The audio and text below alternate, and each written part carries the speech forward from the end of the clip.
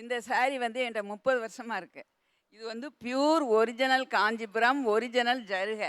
இப்போ வர்றது அப்படி கிடையவே கிடையாது. பாலிகாட் மிக்ஸ் பண்ணி வருது. அந்த சாரீலையும் வந்து வேற ஏதோ த்ரெட் ஒர்க்கை போட்டு வருது. இது வந்து நான் ஒரு 2 தடவை தான் கட்டியிருக்கேன். இன்னைக்கு கேட்டாங்க ஏதாவது பழைய கலெக்ஷன் வச்சுருக்கீங்களான்னு, அதனால 3ஆவது தடவை அதை கட்டிட்டு வரேன். அப்படியே மடித்து வச்சுருப்பேன், அண்டுருண்டை போட்டு போட்டு வைப்பேன்.